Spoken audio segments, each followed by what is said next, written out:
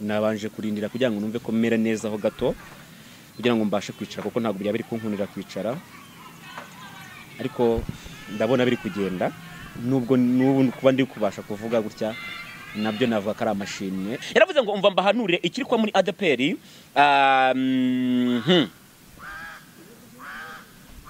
ibiri kuba ni nk'ibyabaye ku ntumwa i Yerusalemu. Yesu yababwiye kujya hose bakabwiriza ubutumwa bwiza, murangije mwibumbira muri ADPR musa naho muyigize nkaho ubutumwa buri muri yo gusa. None Imana ibateje ababibutsa mugomba gusohoka mukabwiriza ubutumwa bwiza mukarenga izina n'imbibi ADPR. Musohoke mugende mu misozi mubabwire ibya Yesu bakizwe nicyo mwahamagariwe, muve mu by'amadini mukorera Imana yo mu ijuru apana iyo muri ADPR.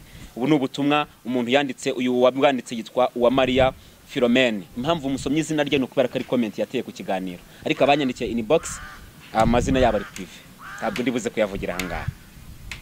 Nari ngiye gusoma andi makuru atari ngombwa we ahangaha, none sinzi uko nari kubakira. Hanyuma undi muntu yaranditse aravuga ati ngo ADPR kuyisengeramo ni ugucumura gusa. Mvuze izina ariko nta kundi yarabyanditse ati ni ugucumura gusa.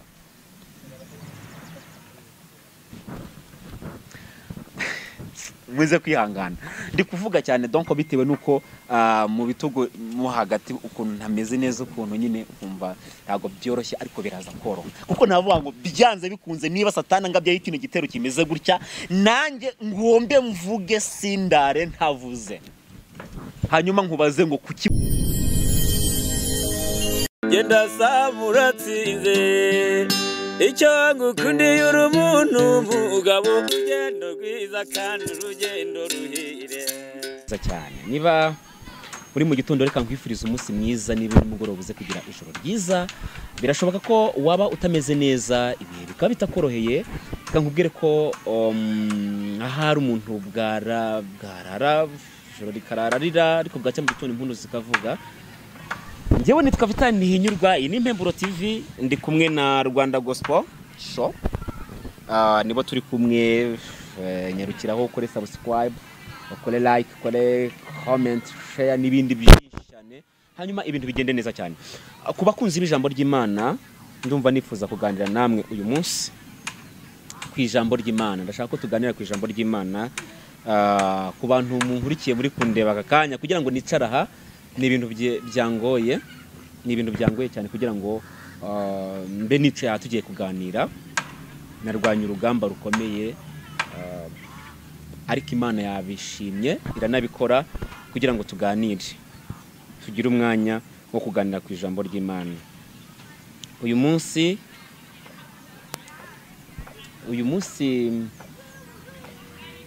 maze kwambara fashe decision kugira ngo nzi tunganire n'abantu b'Imana.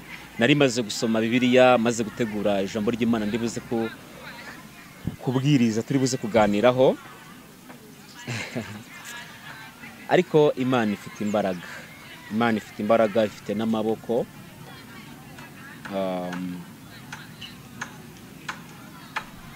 Ariko reka nkomeze, reka nse nk'ubyihoreye mbireke, ariko mbabwire ko ntabwo wenda navuga ko byoroshye kuba nicaye ahangaha mu mubiri wanjye, ntabwo meze neza, ariko uko byagenda kose tugomba kuvuga ubutumwa bwiza. Simeze neza kuko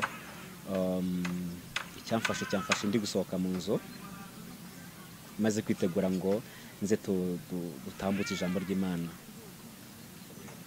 Nabanje kurindira kugira ngo numve ko mera neza ho gato kugira ngo mbashe kwicara kuko ntabwo byaba biri kunkunira kwicara, ariko ndabona biri kugenda nubwo kuba ndi kubasha kuvuga gutya nabyo navuga ko ari amashimwe y'Imana. Ikintu nakubwira aho dutangiranye aka kanya, reka nkubwire uzajya ufata ibihe byo gusenga muri cya gihe wumva umeze neza. Niba ubona ufite transport, niba ubona ufite ibyo kurya, uzajya ukoresha za mbaraga za bya bintu ufite hanyuma usenga Imana. Nubona wabona 15,000 byo kuvuga ngo reka njye ku musozi utarandura w'icyangwa ngo njye gusenga Imana, kugira ngo Imana ingirire neza. Ntuzabyange ngo nukuri mu mahoro cyangwa se uri mu byishimo uri mu mashimwe, uzaprofite ya mahirwe ufite ndetse na bwa butunzi ufite, ugende usenge, kuko hari igihe kizagera ukatakwa n'imbaraga cyangwa se n'abandi bantu ku buryo bidakunda kujya hahandi, ku buryo bidakunda ko ya mafaranga cyangwa se bwa bushobozi uba ufite. Uzajya usenga, ujye ugira n'imbaraga zo kubana n'Imana muri cya gihe ubona kuri mu mahoro. Nibwo muri cya gihe cy'ibyago bya masengesho wasenze muri ya mahoro yawe azajya aza akagutunga, azajya aza akagufasha muri bya bihe kugira ngo ubitambukemo neza cyane. Rero nababwiye nitwa Satani hinyurwanda umugabo, mfite umugore yitwa Rwakadiyani, ndi kumwe na Hori ndetse na Jerry, nibo turi kubana muri aka kanya. Imana ibahereze umugisha cyane. Wewe wakoze subscribe ndagushimiye, nawe utarayikora reka nkubwire ko ari umwanya mwiza kugira ngo kandi tujye tubona mu biganiro byacu bya buri munsi. Mu by'ukuri hari ikiganiro giherutse gutambuka, ni ikiganiro nakoze ngikorana na Pastor Justin. Ni ikiganiro cyakoze ku mitima y'abantu batari bakeya. Hari akantu gato nakaseho maze gukataho ndagapostinga kuri status yanjye. Nakantu kavuzweho n'abantu benshi cyane batandukanye, bateraho comment ndetse banampa n'amakuru nge ntatekerezaga ndibuze no kugarukaho uyu munsi. Ndeka mbanze mbumvisha ako kantu gatoya, hanyuma kuko abantu bagiye bambwira ngo inkomoko y'ibi bintu ni iyi, inkomoko y'ibi bintu ni iyi. Reka mbumvishe kuri utwo tuntu. Kwataka bagucongera ahantu hose, ibinyoma bakuvugisha ibinyoma. Reka ngatangire. Bagiye kukwataka bagucongera ahantu hose, bakurega ibinyoma bakuvugisha ibinyoma, batekinike baharabike bagire gute. Amahirwe nuko kuri kutajya gutsindwa, ariko uzangane ntukajye upfa kurya ndakurahiye ahantu hoye. Bakoze ziki kubera borose yababyukaga. Urazira yuko wakoze ibiganiro bibiri bikomeye, uvuga ku kibazo cy'impfu ziri kuba muri ADPR na biriya byose nyine n'abarozi bari aho hantu aho ngaho bapanze aho ngaho. Ngiye mugira inama, wawe witonze kujya ujya gusenga. Waba witonze kujya ujya gusenga, ukajya usengera iwawe, n'ubundi dore nawe baraje baguce, nasiga inshuti baramusezere nuko yagiye kwishengera urusengero. Urumva bwenda nukenera igaburo, ujye usanga aziye inshuti mu rugo aguha igaburo, narufungura uzagenda ube mwarimu. Ngayo nguko rero iyo niyo nkomoko y'izo comment, zimwe muri izo ndibuze kubasomera aha hantu. Ni comment zaje nyinshi zifite imbaraga. Naribaje ndavuga ese koko ibi ngibi umuntu yabizira cyangwa se byaba inkomyi yo kugira ngo adakomeza gukora umurimo w'Imana. Ndabyandika mbibaza abantu. Bamwe baravuga uti ntago byakabaye inkomyi, ariko bitewe nuko ari aho ngaho already byamaze kuba inkomyi kera. Mu by'ukuri wenda sinzi ahantu wenda aya makuru Justin yayakuye, sindi bunayagarukaho, wenda wafite aho yayakuye kandi burara hafite, of course burara hafite, ntabwo ndibuze no kuyagarukaho. Ariko ndagira ngo wenda ngaruke ku magambo, kuko ejo ku bantu bakurikirana status zanjye naranditse ndibaza ndavuga ngo ese ibi bintu byose muri kumbwira biba muri ADPR gusa cyangwa no mu yandi madini bibamo? Ndi kugira ngo mbanze ndebe vuga ati ese ibi bintu by'amarozi bivugwa, ibi bintu by'inzangano, ibi bintu by'amashyari, ibi bintu byo kugira gute, ese biba muri iri dini gusa cyangwa no mu yandi madini bibamo? Nicyo kintu ngira ngo tubanze tuganireho gatoya, hanyuma tubone ukuntu twinjira mu ijambo ry'Imana. Uyu munsi numva nifuza ko tuzagana ku ijambo ry'Imana, nise wikihemukira, wikigirira nabi. Niyihe mpamvu igutera kwigirira nabi no kwihemukira? Reka ntangire nsome kuri izi comment kugira ngo mbone ukuntu ninjira neza, ngaruke nta kindi kintu kiri kuntega, kugira ngo tubone ukuntu tuganira twisanzuye. Aka kantu ngimara kugapostinga, nahise mbona umuntu yese anyandikira. N'abantu benshi banditse, ndaza kugenda nzisoma ndacisha mw'amaso, ariko muze kunyemera sinze kuvuga izina ry'idini muri aya ngaya bagiye banyandikira. Ndaza kuvuga comment na message nandikiwe, ariko sindibuze kugenda mvuga amazina y'ayo madini abantu bagiye banyandikira, ngira ngo tuze kubijyanamo neza cyane. Hari uwanditse aravuga ngo nayivuyemo ngiye kuzasazwa nayo. arangije hasi arandika aravuga ngo ego ko niba bakurwaye kuramwa akarenge ni w'abapagani ngo nabapagani nibahoshe uburozi bwaho buvuza ubuhuha kandi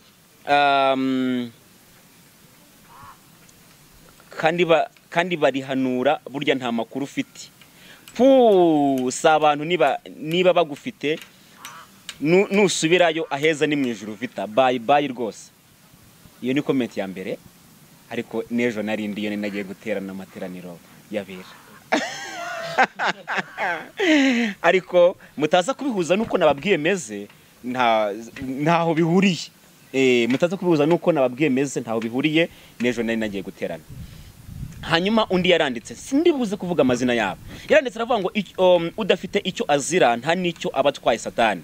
Ikizakwereka ko hari icyo utwaye Satani nuko hazaza n'abakurwanya bakanaguharabika bakanakurega ibinyoma kandi banashakiye ibimenyetso. Ibyo byo nta nubisimbuka, ibinyoma bifite ibimenyetso. Aho niho uzabona imbaraga z'Imana ziserutse zije kukurwanirira.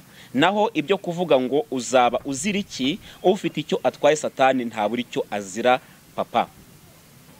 Niko yanyandikiye akakano karamfashije numva kandi koko nsanga icyo bakuziza ni nakimana izabahora kuko bakuziza ko wenda umwuka wawe n'imbaraga zawe zidahuye nabo. Nigeze na postinga akantu mbwira abantu babwati ngo impamvu abantu bakwanga cyangwa se bakurwanya sukuri mubi ahubwo nuko umwuka ukorera muri wowe adahamanya n'imyuka cyangwa se nakarande z'abakurwanya. Abadayimoni biwabo nibyo batereke nibyo bacishije ntabwo bihamanye n'umwuka uri muri wowe. Niyo mpamvu mutazigira muhuza, niyo mpamvu bazahora bakurwanya. Iyo ni comment ya kabiri nakiriye. Comment ya gatatu narakira ndavuga ngo umva muvandimwe humura iyo umuntu akurwanya uba umurusha ibigwi. Icyo ukora ni kimwe uramureka akaguma agahangana n'ahashize hawe ukubaka ahazaza yigarura asigaye asengera kugukora mu biganza. Aya ni amagambo nabwiwe n'umuvugabutumwa twubaha twemera ndanamukunda yitwa Aniseti ni yanyandikiye gutya arambwira ngo abo bantu bareke icyo gihe kandi aya magambo ndi kuvuga nawe uri mu ntambara zitari zimwe, nawe ugowe, nawe utameze neza, nawe uri kwirukankwaho n'ibintu bitandukanye. Reka ngo aya magambo ndi gusoma hanga cyangwa se aya magambo uze kuyumva. Reka abantu bakurwanye, reka bakwirukeho, reka bagusebye, reka baguharabike, reka baguhimbira ibibi byinshi. Hari umuvandimwe umaze kuvuga ngo ikinyoma gifite ibimenyetso nta n'umuntu ujye gisimbuka. Reka abantu bategura ibimenyetso ariko umunsi ukuri kuzaza kuzirukanka nicyo kinyoma cyose. Hanyuma umunsi umwe bazifuza gukora mu biganza bitagikunze. Bareke bahangane n'ahahise hawe, reka bahangane n'intege nke zawe, reka bahangane n'ibinyoma bifite ibimenyetso baguhimbiye. Umunsi umwe bazaza basengere kugukora mu biganza byawe bagusuhuza. Ubwo n'ubutumwa ndi kuba ariko harimo na message zawe nkurikiye wowe kugira ngo ibintu bigende neza cyane. Undi muntu yaranditse aravuga ngo umva mbahanurire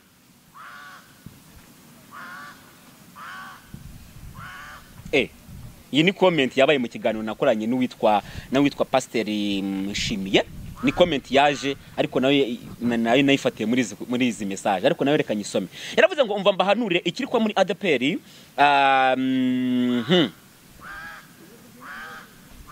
ibiri kuba ni nk'ibyabaye ku ntumwa i Yerusalemu. Yesu yababwiye kujya hose bakabwiriza ubutumwa bwiza murangije mwibumbira muri ADPR musa naho muyigize nkaho ubutumwa buri muri yo gusa. None Imana ibateje ababibutsa mugomba gusohoka mukabwiriza ubutumwa bwiza mukarenga izina n'imbibi ADPR. Musohoke mugende mu misozi mubabwire ibya Yesu bakizwe nicyo mwahamagariwe muve mu by'amadini mukorera Imana yo mu ijuru apana iyo muri ADPR. Ubu ni ubutumwa umuntu yanditse, uyu wabwanditse yitwa uwa Maria Philomene. Impamvu umusomyi izina rye no kubera ko ari comment yateye ku kiganiro ariko abanyandikiye inbox amazina yabo ari prive ntabwo ndibuze kuyavugira hangaha. Nari ngiye gusoma andi makuru atari ngombwa we hangaha none sinzi uko nari kubakira. Hanyuma undi muntu yaranditse aravuga ati ngo ADPR kuyisengeramo no gucumura gusa. Mvuze izina ariko nta kundi yarabyanditse ati no gucumura gusa. Arandika aravuga ngo muri ridini mubwire nukuri ndakomeje gusenga kandi nzakomeza no gusenga nubwo bwose imijugujugu yabo itanyoroheye cyangwa se itabayoroshye ariko mpamanya n'umwuka w'Imana ko tuzakomeza gukora umurimo w'Imana kandi umurimo w'Imana uzagenda neza. Nawe ubona uri guca mu ntambara zitandukanye zikuruwe n'abanyedini, reka nkubwire ukomere ku Mana, ukomere usenga Imana, Imana izakugirira neza cyane. Hanyuma uyu yaranditse nkimara kwandika ko ngiye gukora ikiganiro, yaranditse aravuga ngo ubwo rero nugitegura uzabanze usenga ay'iminsi 40 utarya utanywa kugira ngo Satani atabonaho azamenera, naho ubundi bazakurangiza kandi abarozi bo barahari bihishahisha mu Mana, gusa iminsi 40 izabageraho vita. Turacyagukeneye, ndiwirukire views, ubanze utegura amasengesho kandi natwe tuzagufasha gusenga.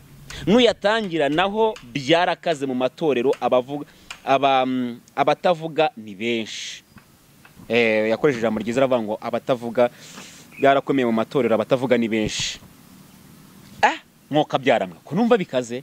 Ngaho rero nimureke dutegura amasengesho dusengera umurimo w'Imana by'umwihariko, ndetse munamfashe gusenga kugira ngo nkomeze mvuge buno butumwa bwiza, kuko nababwiye ngo abantu bakundira ijambo ry'Imana ndahari kugira ngo tuganire ku ijambo ry'Imana, kugira ngo tugire umwanya wo kuganira ku ijambo ry'Imana.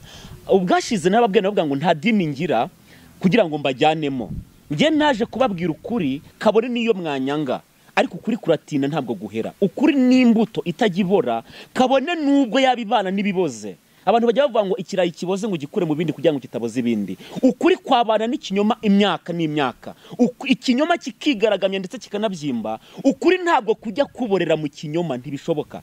Ukuri giye kuragira kugatangara, ukuri kuragira igihe kukigaragaza, ntabwo ukuri kuborera mu kinyoma, nta nubwo ukuri kuborera mu mbaraga z'abafite imbaraga zo kurenganya abandi. Ukuri giye kuragira kukamenyekana kabone nubwo bakwicana ukuri kwawe, ariko ukuri kwawe wavuze watangaje kuzagaragarira mu wundi.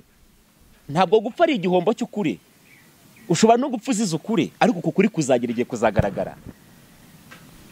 Hanyuma rero naje kugira ngo tuganire ku ijambo ry'Imana, ariko tunatangariza abantu kuri ku ijambo ry'Imana, tubwira abantu ngo niki Imana ivuga, niki Imana ishaka ku buzima bwanyu, niki Imana ishaka ku itorero. Ese abantu bakwiye kuba gute mu madini kugira ngo be gucumuzwa nayo? Abantu bakwiye gutanga amafaranga gute mu bakozi b'Imana kugira ngo be gucumuzwa n'ibyo bakoze? Kuko kumara guhereza umuntu amafaranga hanyuma ugahindukira ugacumuzwa nuko wamuhaye amafaranga, uba umeze nkaho ntacyo wakoze. Niko dushobora gukora umurimo w'Imana, niko dushobora gutanga ubutunzi bwawe, ariko ntucumuzwe na bwa butunzi bwawe watanze. Nicyo naje kugira ngo tuganireho, kugira ngo tubwire abantu kuri. Hanyuma iyo ni comment yindi yaje comment yindi yakurikiyeho, yaranditse aravuga ngo hoya n'ahandi birahaba. Nari maze kwandika mbaza abantu babaza ngo ese ibi bintu mbona ni muri ADPR gusa biba cyangwa no mu yandi madini bibamo? Kubera ko mbyumva muri ADPR cyane gusa. Ngibaza ngavuga ngo ese niho biba gusa cyangwa no mu yandi madini biba? Gende mbyibaza nk'umunyamakuru, mbyibaza nk'umuntu kugira ngo tuzakora ikiganiro, tuzakora inkuru, ariko inkuru irequilibre. Donc kugira ngo abantu bataza kuvuga ngo twibasiye ADPR, ngo twibasiye Catholique, twibasiye Adventiste, twibasiye Islam, twibasiye n'ahandi. Icyo tugendereye ni ukugira ngo tubwire abantu uburyo ki bashobora kubana n'abanyedini kandi bagakizwa. Ni ukugira ngo tubwire abantu ukuntu bashobora kuba mu idini kandi bakagera ku musaraba, bakagera mu ijuru. Ni ukugira ngo tubwire ukuntu abantu bashobora gukora umurimo w'Imana ntibazajye bahura bacyurira abashumba y'amaturo batuye mu rusengero. Ni ukugira ngo tubwire abantu uburyo ki bashobora gukora umurimo w'Imana, icya 10 batanze ntibumve ko bagiye kugaburira abantu, ahubwo bumve ko ari umurimo w'Imana bagiye gukora. Nicyo kintu tuba tugendereye kugira ngo dukore, ndetse tunabwire n'abantu ijambo ry'Imana ribakiza. Yarakomeje uyu muntu arandika arambwira ngo oya n'ahandi birahaba cyane, abo kwa padiri, ahubwo impamvu bikara muri ADPR cyane nuko ADPR iba yabikajije cyane ibya Yesu rero hagira agakoma n'ukuntu ibya baba babikajije bigahita bimenyekana ako kanya. Abantu bo muri iri dini nyirango mwumvisha impamvu wenda ibyanyu bikara cyane kuruta handi, ariko nta hantu hatari umwana wo kurimbuka, nda hatari umwana w'ubugingo, nta n'ahantu hatari abantu b'abanyamakosa. Yewe nta handi wirukira, hari n'abatekinisiye n'abashimiste, ahubwo nuko bo babikora mu gisirimu kandi ibintu byabo bakabigira prive nk'abantu bize. Ariko kuko ahandi hari abantu benshi bashobora kuba batarize, ibintu byabo babishyira in public nyine bagataba babivuga cyane, ariko n'ahandi barahari, ahubwo nukubera ko bo babikora mu ibanga rikomeye cyane. Ndi kugira ngo tumenye ngo ni gute umuntu ashobora kuba ahantu nk'aha ngaha, ashobora kuba mu bintu nk'ibi ngibi bivugwa gutya kandi agakizwa akagira no ku musaraba. Nicyo kintu twifuza. Hanyuma undi muntu yaranditse aravuga ngo ibya reka ne kuvuga idini ni amateka. Hari umugabo urya igaburo kandi afite abagore babiri kandi n'itorero rirabizi, nge turaturanye. Ariko iyo abashyitsi baje amafaranga make yitanga ni 50, ubundi ni 100 araritanga, ariko ntibamuhagarika da. Urumva birazwi, uretse birazwi ko afite abagore bangahe, ariko ajya kwigaburo kandi kubagira si kibazo bagiriye aho babyemera, ahubwo aho ngaho ari kandi yakirira igaburo nuko batabyemera abagore babiri. Nta nubwo umwe yamusenze ngo ashaka undi, avuga uti nagarukiye Imana, kera nari ndahanga ariko narakijijwe, ubu naragarutse ndi umugarukira Imana, hanyuma bongera bamurambika ibiganza cyangwa se bongera bamwakire mu itorero. Ntabwo ariko byagenze, wenda tuvuge ngo afite abagore babiri ariko babana n'umwe, ubundi yaramuretse nyine batandukanye nawe, donc bose barabana nk'uko uyu muntu abitubwiye kandi bizwi n'itorero, ariko ajya kwigaburo kuko atanga amafaranga, nta kintu bamubaza.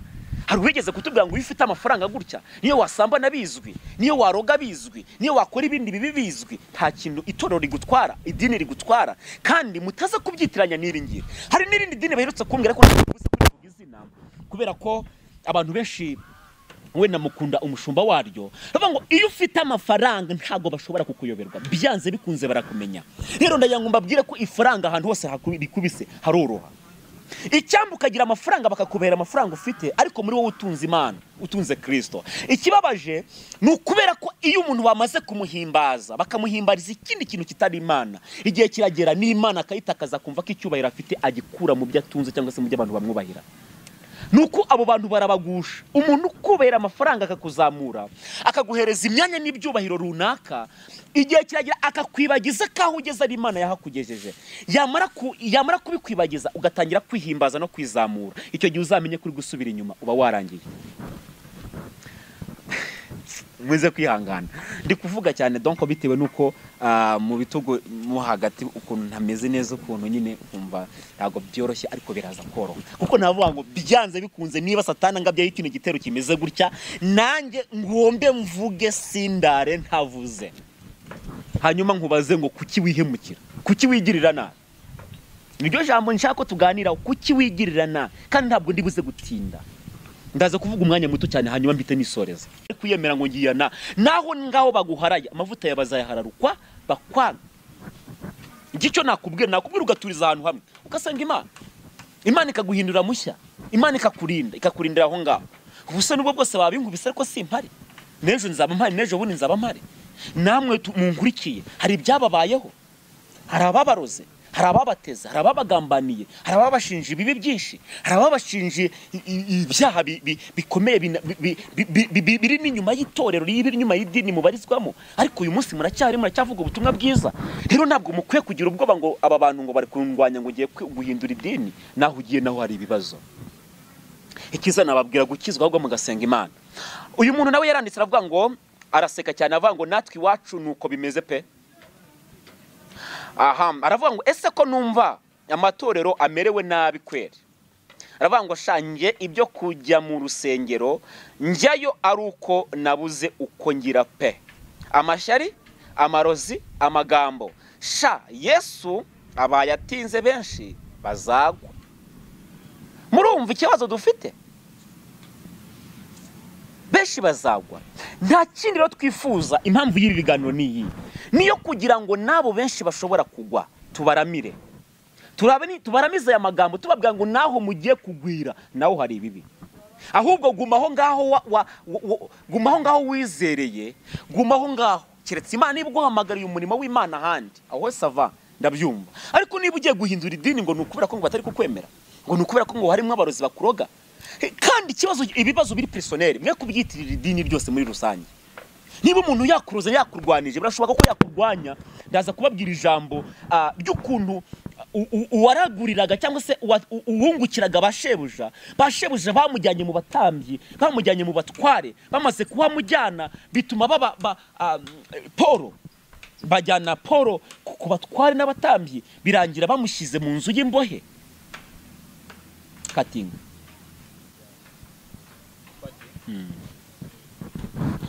nongere mbabwire ibibazo biri personnel, mwe kubyitirira idini ryose muri rusange. Birashoboka ko wagira n'umuntu ikibazo bitewe n'imbaraga afite mu itorero, bitewe n'ukuntu azwi, bitewe n'ukuntu abantu bamufata nka marayika, bikarangira akoresheje izindi mbaraga ndetse akakoresha n'imbaraga z'itorero, bikarangira bigenze nk'uko byakugendekeye wowe unkurikiye. Ariko we kubyitirira itorero muri rusange, wasanga ubuyobozi bwo hejuru butabizi, wasanga biri gupfira ku mudugudu wawe cyangwa se kuri paruwasi yawe, ugasanga niyo bari kukugira gutyo. Ariko ntabwo ari itorero ryose ryabikoze. Ndagira ngo aba abantu mwahemukiwe, mwakorewe ibibi byinshi mukabikorerwa buri mu idini, ntabwo ari idini ryabibakoreye, ni umuntu wabibakoreye, ariko abibakorera mu ishusho y'umukristo. Muhita mubyitirira idini ryose muri rusange, ariko ni ukuri ntabwo ariko byagenze. Ntabwo ari idini ryose muri rusange ryabikoze. Nimuhumure, nimugume mu idini, nimusenge, nimukizwe, nimwirinde ibyaha. Bazabagambanira ariko Imana izabatataniriza mu nzira zirindwi. Bazabagana babarwanya baciye mu nzira imwe, ariko Imana ibatatanize mu nzira zirindwi. Iyo turi kubivuga muravuga ngo nukubura ubwenge. It's okay? Nta kundi. Ariko nubona ubwenge bwo guhunga, ugahungisha ubuzima bwawe, uzabuhungisha. Ariko naho ngaho ubuhungishije nawe uzasanga ikindi kizatuma uhunga ejo. Uguzaho uruhunga rero. Iyo umenya ko muri iyi si nyine turi mu rugendo, turi kugenda muri iyi si, ni inzira turimo turagenda, nta hantu hari amahoro, niko umuririmbyi yavuze. Niye wasanga amahoro, niye wasanga umutuzo, ntaho muri iyi si. Buri hantu hose uzagira uzasanga intambara. Harabonye numva bavuga ati ngo uyu muntu ni mwiza, ati ni inyangamugayo, ni imfura, ati ni marayika. Ni marayika. Nabari abamarayika bamanukanye na Satani, kanswe umuntu wabyawe n'umugore. Umuntu aba mwiza bitewe n'ibitekerezo by'umureba, kandi umuntu aba mubi bitewe n'ibitekerezo by'umureba nanone. Rero kandi nongere mbabwire, umuntu ni mugari. Umuntu ni inzu nini ifite ibyumba bitandukanye. Harimo ibyumba bifite urumuri, hari n'ibyumba byijimye. Icyumba umuntu yakwinjijemo nicyo uhita ubona ko uwo muntu ari wewe. Umuntu nakwinjiza mu cyumba kijimye, uzabona ko uwo muntu ari mubi. Ariko hari n'icyumba gifite umucyo atakujyanyemo. Umuntu nakujyana mu cyumba gifite umucyo, uzavanga uyu muntu ni mwiza, ariko afite ikindi cyumba kirimo umwijima, umunsi yakikugejejemo uzavanga uyu muntu ni mubi. Umuntu rero ni ibyumba byinshi bifite urumuri n'umucyo. Buri cyumba cyose uzahingukiramo ntuzavuge ko ari we muntu. Umuntu ni mugari. Umuntu afite inyuma n'imbere, kandi inyuma y'umuntu hari undi, inyuma y'uwaguhemukiye, inyuma y'uri kukugira gutyo hari undi muntu Imana yakoresha akakugirira neza. Inyuma y'umuntu hari undi. Hanyuma uyu muntu yaranditse, arandika avuga ngo hoya, ibyo biba hose. Uko nta dini ritagira umugeni, ni nako nta dini ritagira ibigugu. Impamvu rero hibandwa kuri ADPR, ubusanzwe bagira ingeso yo kwigira beza no kwiyita intungane za burundu.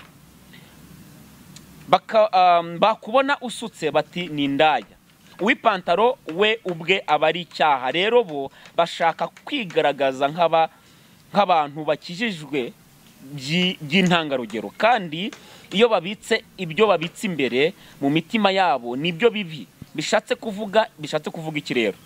Bakizwa inyuma ku rurimi no ku myambarire, ariko imbere mu mitima yabo biracika. Hari umwana nkunda ajya akunda kuvuga ngo dukizwe akenda k'inyuma, rwose nak'imbere twe gukizwa inyuma, imbere turi abanyabyaha ruharwa. Uyu muntu niko yanditse. Ubwo reka ne gusobanura ko ntinze kubikorera rimwe kugira ngo mbone ukuntu umwanya w'ijambo ry'Imana. Uyu we ni mwarimu, yabaye mwarimu mu idini rimwe, nta sindivuze. Yaravuga ngo ubundi njye mbona insengero nyinshi zitagishishikajwe no gukora umurimo cyangwa kuvuga ijambo ry'Imana, ahubwo bari kuboneramo indamu. Mfite ubuhamya, nabaye mwarimu imyaka 2, ariko ibyo nabonye bishobora kukuzinura urusengero pe. Icyakoze ubu narasezeye. Nanditse akantu, ni umuntu wari umaze kubimbwira, nandika akantu mvuga ngo hari n'uwo maze kubwira ko adashobora gushaka umugeni muri iri dini. Undi we yaranditse, kandi uyu n'umubyeyi nubaha, n'umubyeyi nubaha w'umukozi w'Imana kandi ukijijwe. Ntabwo mpima agakiza, nta nagakiza metere ngira, ariko wenda mu gihe twamaranye no mu ngeso namubonye ko akijijwe. Yaranditse aravuga ngo oya, maze ngewe nari narasenze ngo ntizigera impera umwana umugabo wawe. Yarabikoze irakabyara. Yesu ni umugabo ndamwemera pe. Ubugome bwaho shavita nta makuru wowe ufite, niba adakizwa bazarimbuka. Ngaye nguko. Hanyuma reka twongere twibaze, ese ibi bintu bivugwa kubera iki bivugwa cyane? Ndetse no muri social media tukabona abantu benshi baza kuvuga ibiba mu idini ryabo nabo muri ADPR. Mpamvu ni iyi, wenda zimwe twagiye tuzigarukaho, abantu bagiye bakomereka cyane, bakomeretswe n'abantu bari bakwiye kubomora, bari bakwiye kubahembura, kubafata mu maboko. Abari bo babakomeretse, bamaze kubakomeretsa, kwihangana, umubabaro usumba igikomere bafite, usumba no kwihangana, birangira bavuze. Iteka ryose iyo umuntu igikomere afite cyasumbye kwihangana aravuga. Mubone umugabo azana kuri social media arariza aravuze uti ibyo umugore yankoreye. Mu by'ukuri suka atari umugabo wa muntu, ahubwo nuko umubabaro we wasumbye kwihangana, birangira avuze. Iteka ryose nawe uri kumuseka, umunsi umubabaro wawe wasumbye kwihangana kwawe uzavuga. Rero twagize abantu ibikomere byabo no kubabazwa kwabo bisumba kwihangana kwabo, birangije baravuga. Birangiye baravuga, baraza baravuga. So rero ikintu nagira ngo mbabwira aha ngaha, nagira ngo mbabwire ko ntabwo biri muri ADPR gusa, ntabwo biri muri Catholic, ntabwo biri muri Adventist, ntibiri muri Islam, ntabwo biri mu macaci ya born again. Hariya nayo mvuze ni born again, ntabwo mbizi. Abazi kubitandukanya maze kubitandukanya, ngiye ntabwo ndaba pasteur. Ntabwo biri aho handi, biri hose. Paul yaravuze ngo ikigeragezo ni rusange, dusangiye amakuba, abo dusangiye amakuba ni ibyako. Rero aho hantu ugiye naho uzasanga ibibi, nabo usanze uzabasanga ni bibi. Uretse kuzahura n'umuntu akakwereka icyumba gicanye, ariko ubundi niwo ngukweretse icyumba gicanye afite n'icyumba kijimye. Ikiza rero gumana n'uwo wamaze kumenya. Naje kukubaza nti kuki uri kwiyemukira wigirira nabi? Uri kwiyemukira uhunga umuntu, kandi uwo muntu uhunze afite urundi ruhande utazi. Uri kwiyemukira usanga umuntu, kandi usanze afite urundi ruhande utazi.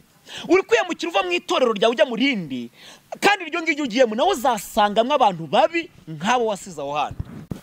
Icyakora nyine nuko abandi bo bakubwira Yesu ashimwe nyinshi cyane, akagusuhurisha ukuboko kumwe kuri muri Bibiliya, ukundi gufasha inkota. Ariko hari abandi bo bakwerurira bakakubwira ati ntabwo tugukunda. Hari umupasiteri umwe wegeze kuza mpereza testimony y'ukuntu mu itorero rimwe yarashumbye, ni itorero yari kuvuna ari kuzamura, bamubwira ati ngo wowe n'indeshyo yawe ntabwo nayoborana nawe. Ingumi ziravuga ngo muri biro, ingumi ziravuga kabisa, bakubitana ingumi ndetse n'amaraso arava bitewe n'indeshyo. Ngibaza ngavuga ngo ubundi hari ni ira metero bayita ngo ikipimo urebure, ntabwo bisinze ukuntu bayita, ariko ni metero ntacyo. Hari metero Yesu azaba afite azajya bari kupimisha, ntabwo mbizi. Mana we, hari igihe njya kubona nkabona umuntu haraje aravuze ati ngo mana yanjye we, ati umuntu ugomba kumwemera kubera ko afite taille française. Ati nukuri rega nkubwire, niyo waba ufite taille nkongomani, Imana yagambire kukugirira neza, nuko Imana izagutabara. Gati umuntu ngo bitewe n'ukuntu ameze n'ukuntu are, mana we, nukuri pe ngo ufite taille française, niyo waba ufite taille nkongomani, Imana yagutera iteka ndugu yabo. Byo ngibyo mwihaye nibiki? Harya ngo umuntu ngo uzagira. Reka nikomereze ijambo ry'Imana. Ntabwo nibuze gutinda kuko nababwiye ko ntameze neza, ariko iyo natangiye kuvuga niyo naba ndi guhumeka akuka kanyuma ndavuga. Niyo naba mpumeka akuka kanyuma ndavuga. So rero icyo nshaka kubabwira ni iki? Ndimo ndashaka kubabaza ngo kuki uri kwihemukira, kuki ushaka kwigirira nabi?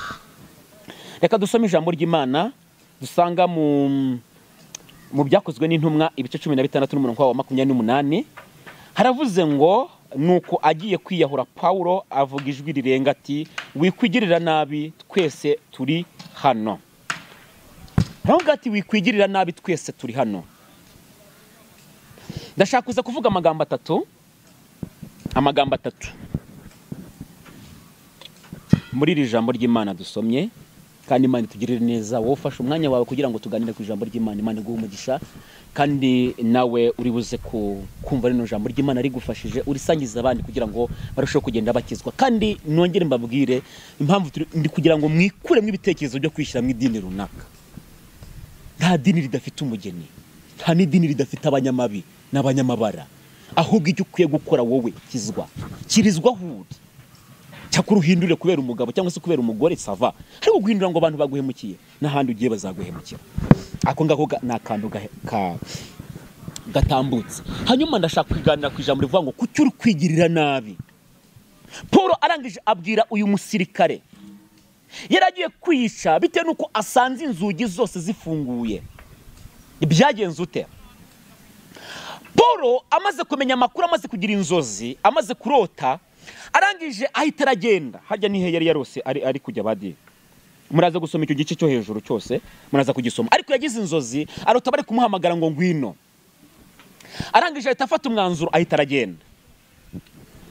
Ahageze abana nabo barasenga, barara bahugura, babana nabo igihe kirekire.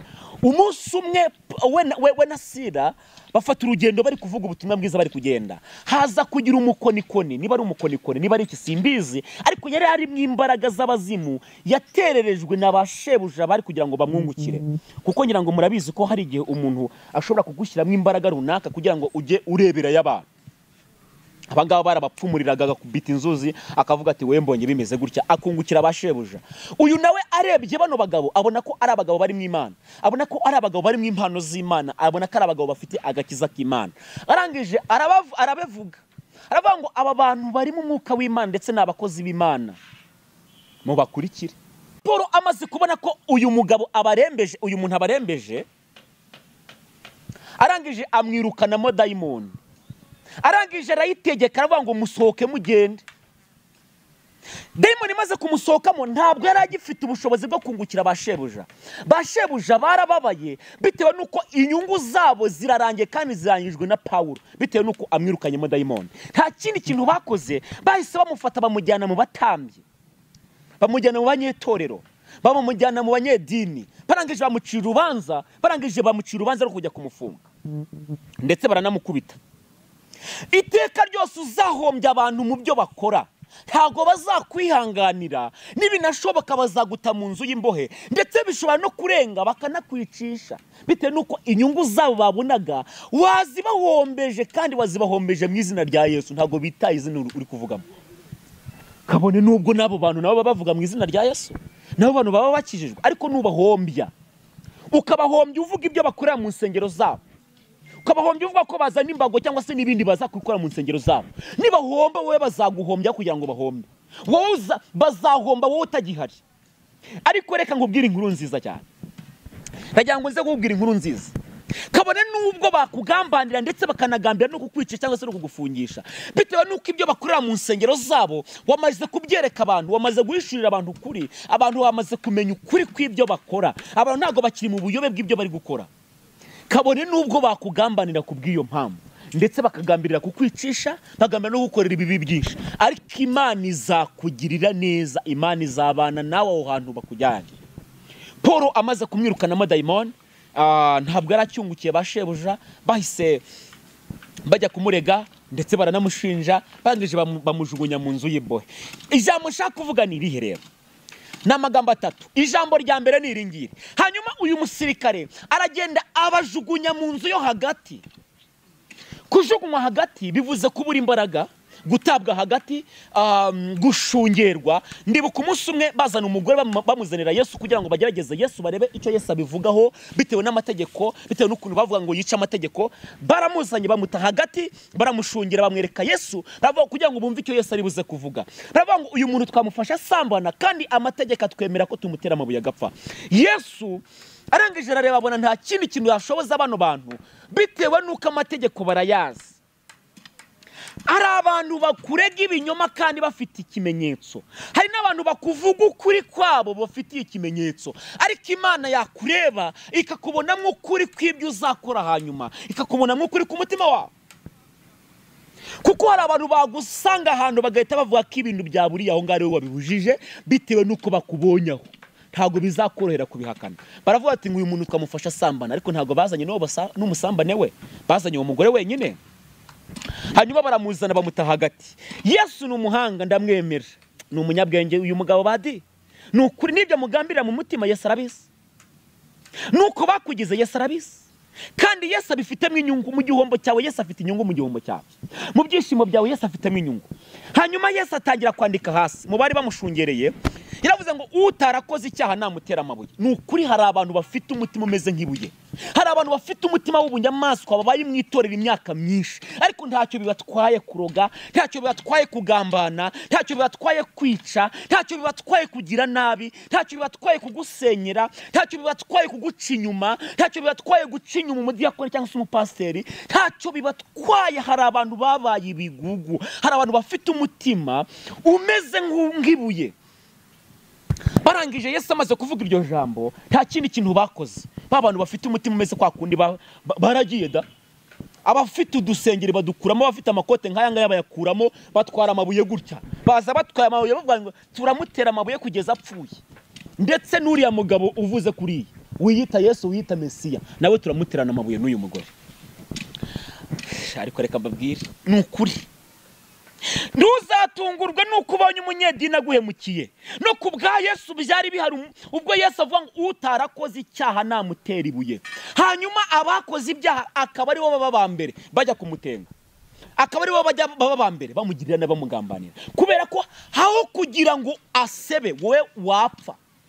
Nukuri hari umuntu ufite icyubahiro, hari umuntu ufite izina ahantu, haho kugira ngo iryo zina rye ryangirike wowe wabura, wowe wajyaho icyasha, wowe waseba, wowe wagirirwa nabi, ariko w'izina ry'akaririnda.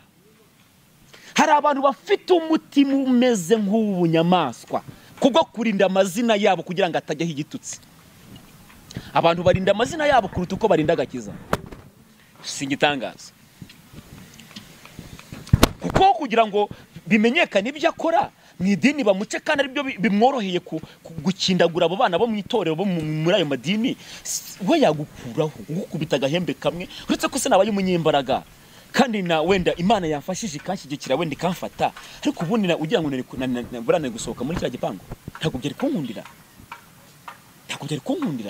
kuko no guheka igikapu byangoye simbabeshye, byari kunkundira.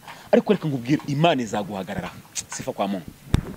Aravuga ngo utarakoze icyaha namutera ibuye.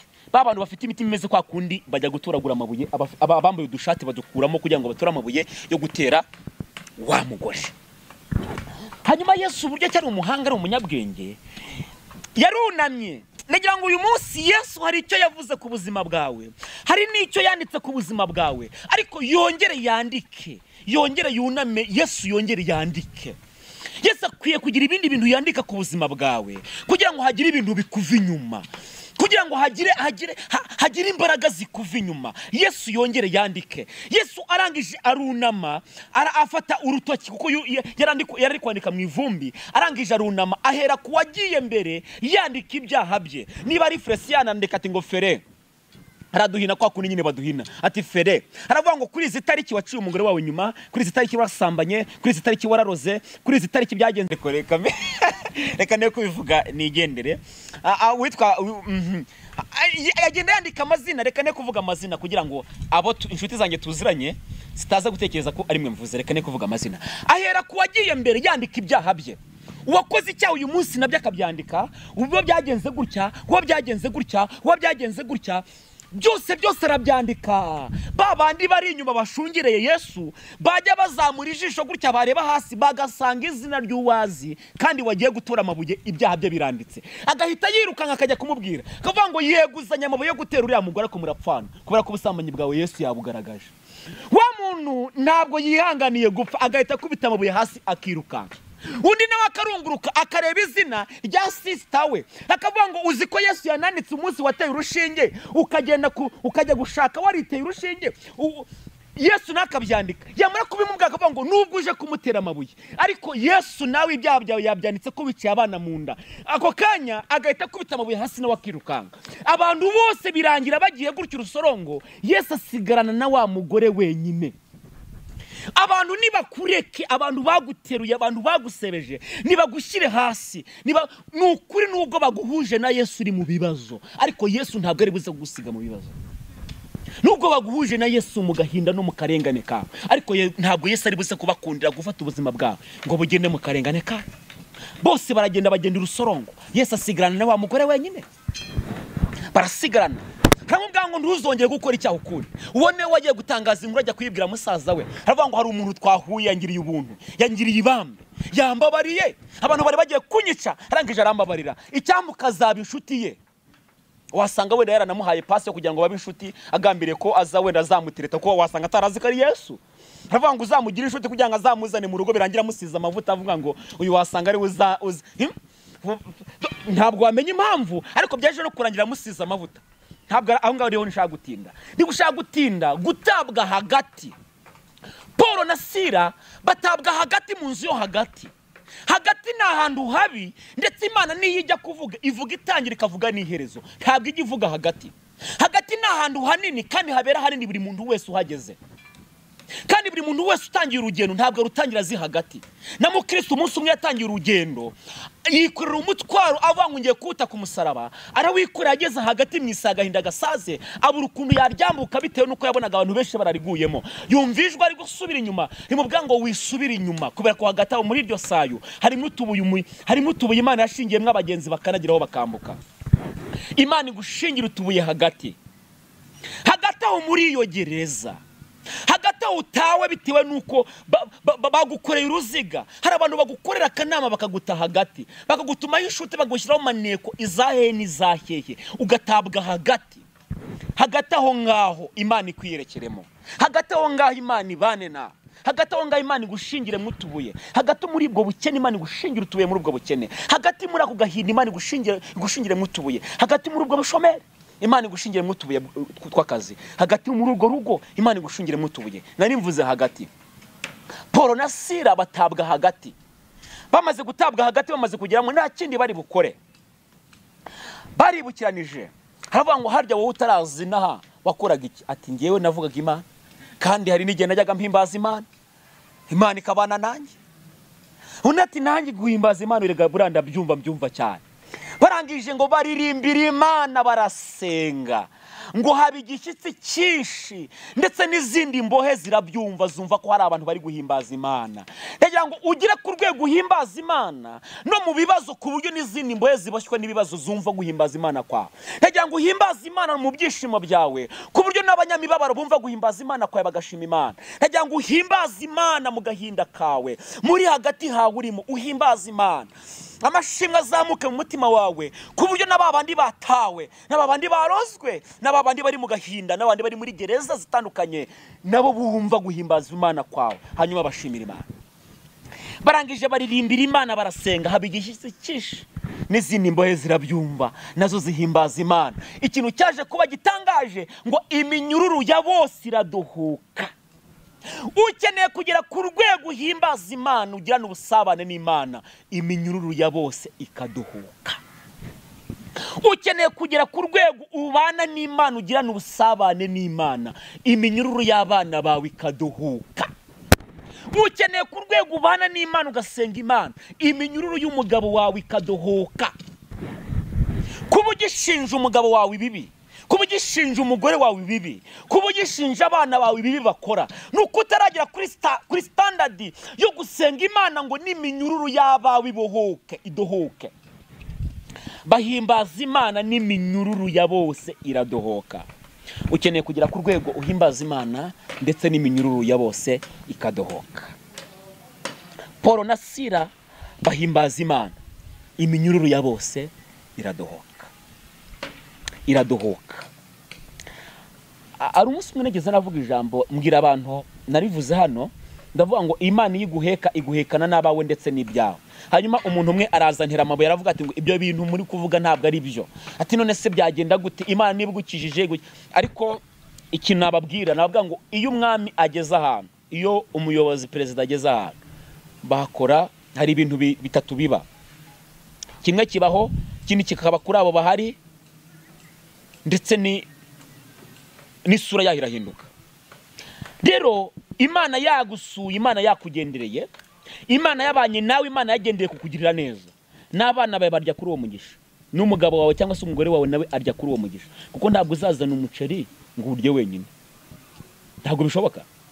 Iyo Imana itanze umugisha mu rugo ugera no ku bandi bari mu rugo. Hanyuma rero ukeneye kugera ku rwego rw'uko iminyururu yawe idohoka ndetse n'iyabawe nayo ikadohoka mu izina rya Yesu. Hanyuma mu gicuku cya nijoro wa musirikare wabataye hagati abyutse asanga inzugi zose, imiryango yose irafunguye, inzugi zose zirafunguye. Imana ishimwe, Imana igukingurira imiryango yari ifunze ku buzima bwawe, Imana igukingurira imiryango yari ifunze ku buzima bwawe. Hanyuma ahita akoma akaruru, avuza induru, aravuga ngo ndapfuye, ndetse arangije akura inkota mu rwubati agiye kwitera. Paul avuga n'ijwi rirenga, aravuga ngo wikigirira nabi kuko twese turacyari aha ngaha. Ubundi kuki uri kwigirira nabi ugahunga? Wikwigirira nabi kuko ibyishimo n'umunezero wawe byari biri aho ngaho usize. Wikigirira nabi ngo wihemukire kubera ko ntabwo uri umunyabyaha ruharwa, ndetse n'abakuruje gukora ibyaha nabo barakijijwe, Imana ibagirira neza. Wikwigirira nabi ngo wiyahure. Uzikara abantu bagambirira kwiyahura bitewe n'ibibazo barimo. Hari ababaye mu bibazo biruta ibyo byawe, ariko uyu munsi bafite amashimwe. Kuki uri kwigirira nabi? Ubundi reka nkubaze muhungu, reka nkubaze muko, kuki uri kwigirira nabi ukihemukira ukidroga? Kuki uri kwidroga kugira ngo ibiyobyabwenge ngo bikwibagiza agahinda n'umubabaro? Ngati ngo numara kujya hayi, numara kujya free, ngo nibwo uzumva ibibazo wari ufite birangiye. Uri murihemukira, kuki uri kwiyica? Ubuzima bwawe buracyahari, ejo heza haracyagutegereje. Kuki uri kwihemukira? Reka nkubaze muko, reka nkubaze, kuki uri kwihemukira ugenda umanika amaguru buri hantu hose ugeze? Warangiza ukanihemukira, wajya kubaka ukagenda wariteye. Ejo bunini arakantu navuze, mbona katurendinza abantu bose bagapostinze, mvuga ngo nandi kuva ku ijambo rivuga ngo wahindutse ute. Ndi kubaza abakobwa ngo ubundi kuko mwari abari bazima byaje kugenda gute kugira ngo mujye gushaka muri muronapo? Mwariteye ibishinge abandi mwaranyweye ibinini, byaje kugenda gute? Mwarashyizemo imyaka, mwarashyizemo amezi, byagenze gute? Uri kwiyangiriza, uri kwihemukira. Uzi ko bishobora kukuviramo kutabyara iteka ryose? Kandi Imana ari igifite amahirwe yawe ejo hazaza yo gukora ugatunga abo bana. Ushobora kuba udakunda ngo mugiye kubana, ndetse ku buryo wumva utamubyarira, ariko ugasanga niwe amahoro yawe yarazingiyeho. Uri kwigirira nabi, ugiye kwica, kandi icyo ugiye kwihora kiracyari aho ngaho ntaho cyagiye. Amahoro n'umugisha byawe biracyari aho ngaho. Niko wa mudamu ugiye gutabana ngo ugiye kugenda ngo isi kubanye ndende ngo nukubera ko ngo bigenze gutyo. Uri gute ibyishimo byawe n'amahoro yawe? Wikigirira nabi, haracyari amahirwe y'uko igiti cyatemwe cyongera kigashibuka. We kwihemukira, we kwihemukira, we kwihemukira. Kuki wihemukira? Kuki wigirira nabi? Kuki wigirira nabi ukijoyininga n'akagurupe k'abagambanyi n'abagome? Uzi ko hari abantu bagira complex iri inferiority, ariko bakagira complex, bakareba kavukire, bakareba uko bameze, bakareba n'indeshyo, bakareba nuko bameze, bakabona kugira ngo bazamenere hari ahantu nuko bagomba kujya kwikungwa kaza no kwigira imandwa kuri abo ngabo. Ubutunzi bwawe ukajya kubujyanaho, bikarangira ujoyininze groupe y'abagambanyi, groupe y'ababi, groupe y'abicanyi, groupe y'iki, bikarangira ujoyininze iyo groupe kugira ngo ubone ukuntu uzabameneramo. Ariko uri kwihemukira, uri kwigirira nabi, wijoyininga na groupe itari mu Imana, uri muri hemukira. Kuki uri kwigirira nabi? nukuri nubwo ubona wabuze aho umenera bitewe n'abo bantu, ariko Imana igufitiye umuryango izakumenesherezamo ikakugeza ku ntego yawe. Ukora ibishoboka byose kugira ngo mu idini bakumenye. Okay, gukora umurimo w'Imana ni byiza, ni mukora umurimo w'Imana, mutanga amafaranga mugire mute ntacyo bitwaye, ariko kuyatanga ugira ngo bakumenye. Okay, simbizi wenda kwizera kwawe nuko kukwereka, kandi ntabwo nakukubuza, sinaje no kukubabuza ibyo mwizera, mukomeze mu byizere, byo birabareba, ariko naje kukubwira ngo wikigirira nabi, baracyahari. Wikigirira nabi, amahirwe yawe aracyahari. Wikihemukira, ejo heza haragutegereje. Wikiyangiza kubw'ibiyobyabwenge, wikiyangiza kubw'uburayi, wikiyangiza kubw'ubujura, wikiyangiza kubw'ibitekamutwe, ejo hawe haracyahari. Ejo hawe heza haracyahari. Nuko uracyafite ejo heza, uracyafite amahirwe, uracyafite imbaraga, uracyafite. Wikiyangiza. Niki gituma wihemukira? Iryo ni ijambo rya kabiri, babata hagati. Ijambo rya gatatu,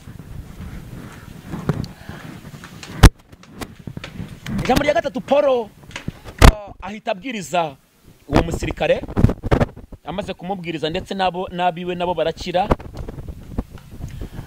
barangije aragendana n'ababatiza.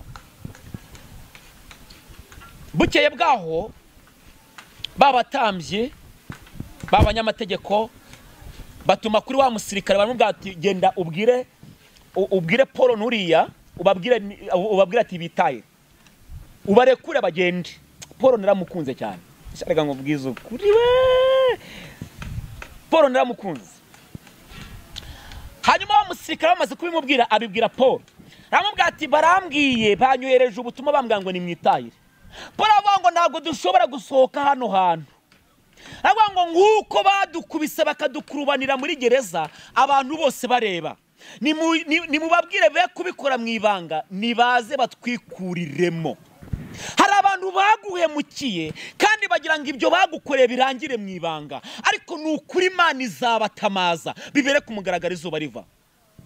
Hari abantu bakoze ibintu barangije bari kunguza, babikora mu ibanga, nawe baragira ngo ugende mu ibanga, usohoke mu ibanga, ubazane mu ibanga, birangirire mu ibanga, muvuganire mu ibanga, bakwegeka urusyo mu ibanga. Ariko Paul yanga gusohoka mu ibanga, kugeza ubwo abatambyi baje baramusohora, abantu bose bareba.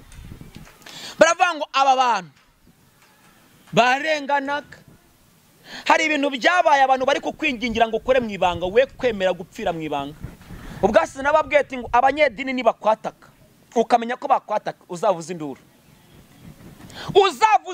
ushyira induru ku munwa, kubera ko bakwicira mu ibanga ugapfa ukarangira. Rero hari n'abantu bagukoreye ibintu by'ubugome babikorera mu ibanga, uyu munsi baragira ngo ugende ubikemurire mu ibanga. N'ubundi nako ntago babikoreye mu ibanga, babikoreye ku karubanda, baragusebya, baraguharabika, birangira ugiye higisebo. None barashaka ngo bibera mu ibanga. Kuki bibera mu ibanga? Bareke byihorere kugeza umunsi bizabera kuri wa mugaragaro, kugira ngo ukwera kwawe no gukiranuka kwawe kugaragara. Kandi ntabwo Imana imvi zawe zizamanuka zimanuka zijya mu gitaka, Imana itagaragaje gukiranuka kwawe, itagaragaje no kurengana kwawe. Iki kintu nongera nkibabwira. Kuki bashaka kubirangiriza mu ibanga? Bagusebeje ku mugaragaro. Ni naho abantu njya mbona bavuga ati ngo ese ati ngo byagiye bikabera mu ibanga, ngo imbabazi ngo ntibazisabire ku mugaragaro. Niba mwaramuhemukiye nimugene munazisabire kuri kamera. Kuki mushaka kubirangiriza mu ibanga ariko byarabereye ku mugaragaro? Wowe ufashe umuntu uramuteruye, umweretse isi, wowe ufashe umuntu uramuteruye, itorero ryose umwangije, itorero umwangije n'inshuti ze n'abandi bantu, hanyuma uri kumubwira ati ngo ngwino mu ibanga mu gicuku cya nijoro, ati ngo ngwino. Kwa nini? Reka ibyo wateruye bizamuke, unamuterura azamuke, muhurire hejuru, abantu bose bongere bayibone. Kuki mushaka kurangiriza ibintu mu ibanga mwatangije ku mugaragaro?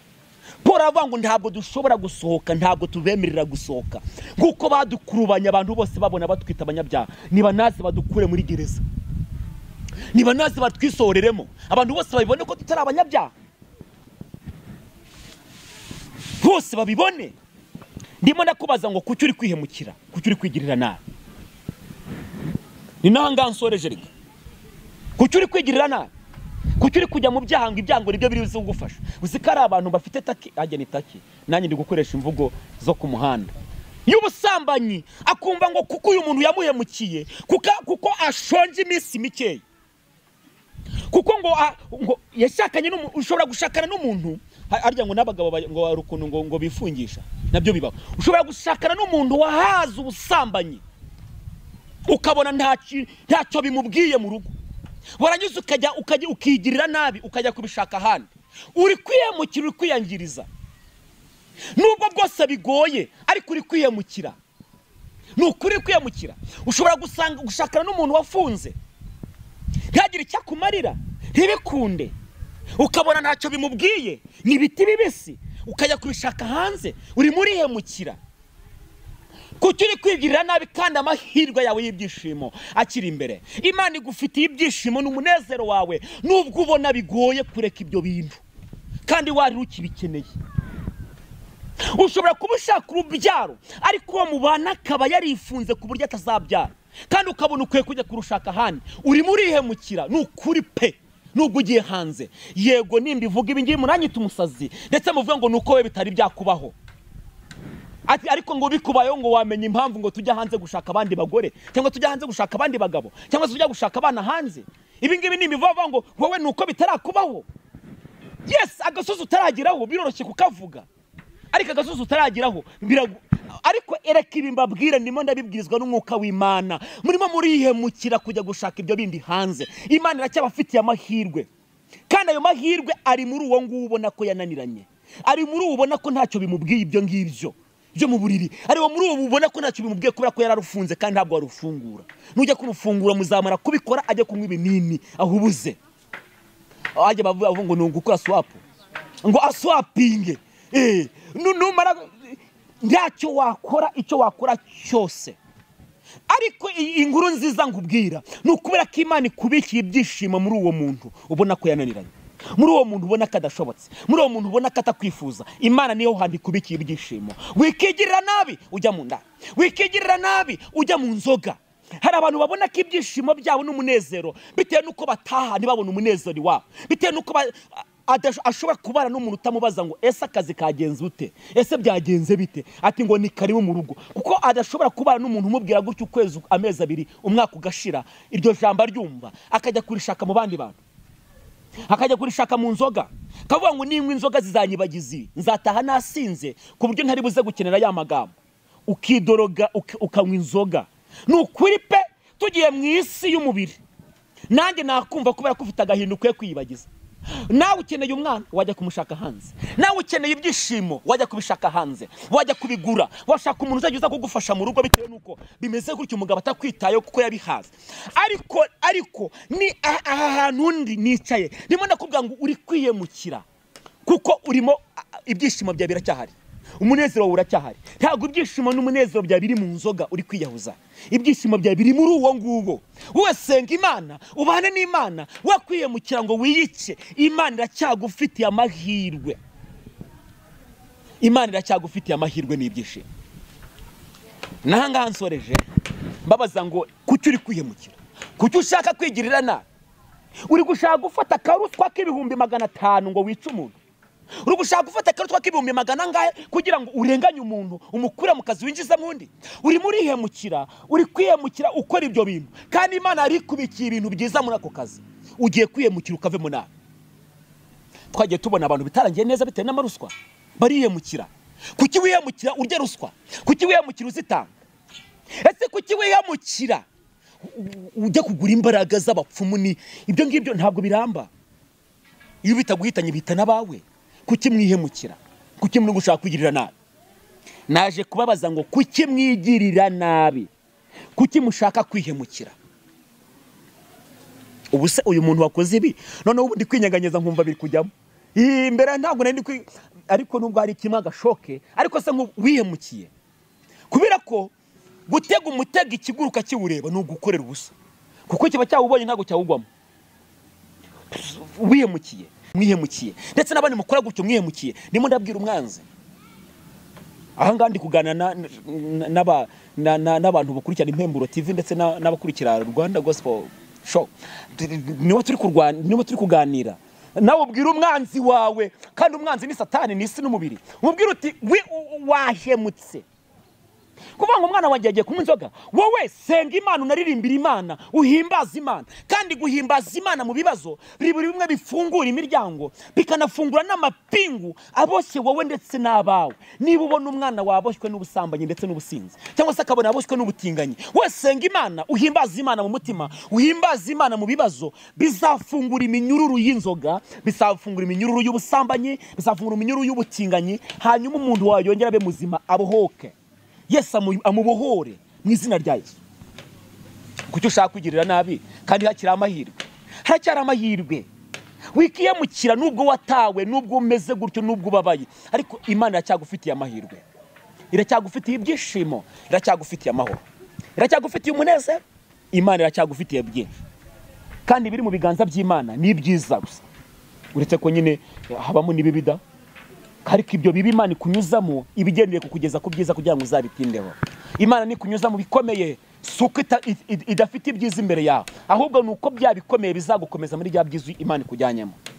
Niyo mpamvu Imana ikunyuza mu bikomeye, ni ukugira ngo izagukomereze muri bya byiza ikujyanyemo. Kuko iramutse iguhaye umugisha utavunikiye, ntabwo wanamenya kuwurinda. Umugisha umuntu atavunikiye, umugisha umuntu atahinduriye, kuko ndabyibuka Karebu ahabwa umusozi witwa Kiriyataruba, yari umusozi wa Ruba, yarawuhawe. Amaze kuwuhabwa ntabwo wari Horebu, ariko ahageze arawurwanirira, awuhindurira izina, awita Horebu. Uwo mugore wawe, uwo mwana wawe, uwo mugabo wawe, ni wowe ukwiye kumuhindurira izina, ukamuhindura umunyamugisha, ukamuhindura ibyiringiro byawe, ukamuhindura amahoro yawe. Ako kazi kawe ni wowe ukwiye kugahindurira izina, ukavuga ngo ndakuburesinze wakazi we, ugiye kuba umugisha kuri njye no kuba zakuzamo bose bazabona umugisha. Ni wowe ukwiye kubihindura. Harya ngo abantu bararoga, ni ukuri niyo waroga ka gihumbi. Yaragiye ku musozi witwa Kiriyataruba, arawuhindura, awuhindura Horebu. Uwo mugisha Imana yaguhaye niwo ufite imbaraga zo kuwuhindura kugira ngo ube Horebu. Uwo mufiyanse ufite niwo ufite imbaraga zo kumuhindura ngo ahinduke umugabo cyangwa umugore wawe. Uwo mwana ufite niwo ufite imbaraga zo kumuhindura umukozi w'Imana. Uwo mubiri wawe ufite niwo ukwiye kuwuhindura ugahinduka igikoresho gikorera Imana. Urwo rugo rwawe ukwiye kuruhindura paradizo, niwo ufite umunezero. Ariko n'uruhunga, ariko n'urusebya, ariko n'urusenya ruzasenyuka, kuko umugisha Imana iguha ni wowe uwuhindura. Uziko Imana yaguhereza umugisha, ugasanga umugisha Imana yaguhaye uwo muntu yaguhaye n'umusinzi, ugasanga umuntu yaguhaye n'umusambanyi, ariko niwo ufite imbaraga zo guhindura Kiriyataruba ukayihindura Horebu. Ntabwo Imana igitanga ibintu bihinduye muzabaza, ndetse n'Imana igiye gutanga no oya, ni yatanze Kanani, iyitanga harimo abanaki. Oya, Imana itanga ikintu, ariko izambaraga wakoresheje uhindura cya kintu ni nazo mbaraga zisigara zirinda cya kintu wagezeho. Ikintu utavunikiye ntabwo ubona imbaraga zo kukirinda. Niyo mpamvu Imana ishaka kuguha umugisha urambye, ikunyuza mu bikomeye, iguhereza ikintu kidahinduye. Ariko nubona Imana ikuzaniye telefone, ati akira mwana wanjye telefone utunge, uzavuga uti iyi telefone sinzayimara na kabiri. Uzavuga ati iyi telefone sinzayimara na kabiri. Ni impamvu yo kugira ngo negere Imana, ariko ntabwo nzayimara na kabiri. Ariko Imana niguhereza gatusha, kakubwira ngo mwana wanjye nguhaye smartphone, nguhaye iPhone cyangwa se n'izindi zihenze wenda abantu bavuga, ati ndayiguhaye, ukabona ni gatusha Imana iguhereje, uzavuga ngo Imana impaye ibintu birambye, kubera ko uzakora kugira ngo ugere kuri iPhone, ugere kuri ya telefone ihenze. Izo mbaraga uzakoresha kugira ngo ugere hahandi ni nazo uzakoresha kugira ngo urinde bya bindi wagezeho. Mutazabona abantu bakoresha imbaraga bari kurinda amahoro, nukubera ko bakoresha izindi imbaraga kugira ngo ayo mahoro bayabone. Rero ibintu Imana itanga ibintu biri mu bibazo kugira ngo bya bibazo byimure, ubone ibisubizo byawe, bya bisubizo ubone ukuntu birindisha za mbaraga wakujeho bya bibazo. Imana itugirire neza cyane, Imana ibahereza umugisha. Nari ndi kubabaza ngo ese kuki uri gushaka kwihemukira wigirira nabi, kandi Imana igifite amahirwe yawe, kandi nawe imbere yawe ari heza. Kuki uri gushaka kwigirira nabi, kuki uri gushaka kwisenyera, kandi ayo ngayo ariyo mahirwe Imana yaguhaye. Kuki uri gushaka kwangaza abana bawe uhoro ubabwira nabi ngo nabatinganye, nabangwanzoga, nabasinzi, nabasambanyi. Kuki uri gushaka kwigirira nabi wihekura? Imana yaguhaye imbaraga zo guhindura abo, ejo harahari heza. Kuki uri gushaka kwigirira nabi, kuki uri gushaka kwihemukira? Paul aramubwira ngo wikigirira nabi, turacyahari. yari yakuye ingota agiye kuyitera arangije ayisubiza hasi kuko Paul n'abandi n'izindi mbohe zose zari zigihari ariko byaje kurangira akijijwe ndetse nabo mu muryango we binarangira na Paul avuye muri gereza nabo bari kumwe barasohoka. Imana ibagirire neza cyane. Nari natangiye kino kiganiro ndi kubabwira ko nta dini ritagira abapfu, nta n'idini ritagira abazima, nta n'idini ritagira akazuyazi. Hari idini rifite abantu bashyushye, hari idini rifite abakonje, hari n'ifite akazuyazi. Burya umuntu ushyushye sava aba ari très bien. Umuntu ukonje nawe burya ashobora gushyuha kuko amazi akonje yabonye umuriro arashyuha. Ariko ikintu cy'akazuyazi aba ari danje iyo umubwiye ijambo ngiri navuze aravuga ngo ari kuvisha vitari we ejo buno muri 2010 arya niho nakijugura 2010 ibi sinibuka ariko ni hafi muri 2000 na gutyo ariko wowe mwana wejo bundi wowe twaranakubuteruye twaranakubatije uri kuza kutubwira ibi ngibi wowe mutoto we abo ngabo bakuzanira igipande cyakobotse bitewe n'igihe babatirijwe akakikuvuga ngo urabona igihe twabatirijwe mwana twabatijwe tukisengera mu giti mwene uwo ngo yakubwiye ibyo nta kindi kintu warenzaho kuko ni abantu babaye ibigugu barenza kuba ibigugu babibigugure. Ibi ngibi rero iyo ubicanyeho umuriro ntago bifatwa kandi ibi ngibi reka nkubwize ukuri uretse ko ushobora kubimirira aho ngaho ariko igishyimbo cy'ikigugu ntabwo gishya. Icyakora iyo wagifatiye mu bugari umirira aho ngaho ko burya nta muntu ukoze ubugari hiryenye. Umuhanga wo kurya ubugari burya arakata akubita ntako umukoje hiryinyo nyine babandi bo hakurya bahita bagwaguruka iruhande kuko uri kwica imirire ukamenya.